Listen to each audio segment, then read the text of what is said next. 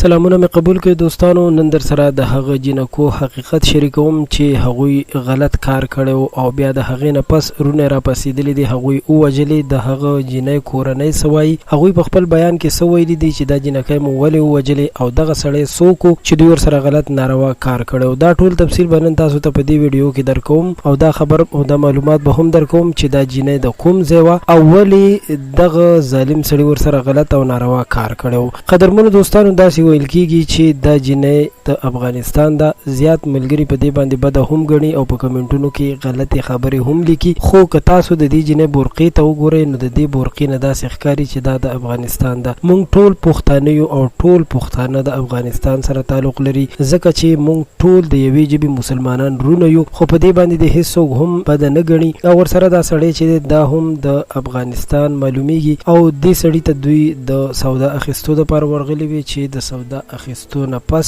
دې سړي ورسره غلط کار کړی دی او پیسې ترې نه دی اخیستي. خو دغه ویډیوګانې دې سړي په دې خاطر کړې وي چې دا جنکۍ بیا دپاره دوکه کړي، نو چې دغه کار یې کړی دی د هغې نه پس دغه ویډیوګانې د دې سړي نه یو کس اخیستې دي، وایرل کړي دي او دغه ویډیوګانو وایرل کېدو نه پس د دې جنۍ رونه راپاسېدلي دي. دا سړی هم وجلی دی او د سړي سره سره یې خپلې خویندې هم وجلي دي. خو قدرمنو دوستانو، د دې خبر په باره کې موږ پوره معلومات کړي دي، خو تر اوسه پورې د دې جنۍ یا د دې سړي کورنۍ څه خبر نه دی ورکړی. داسې چې څه خبر مخې ته راشي موږ به یې د ټولو نه مخکې تاسو سره شریکو. نو کوم دوستان چې په دې باندې بده ګڼي، بده دې نه ګڼي، ځکه چې دا ټول پښتانه دي او د یوې ژبې مسلمانان رونه دي او الله پاک دې نور مسلمانان له داسې شرم نه وساتي.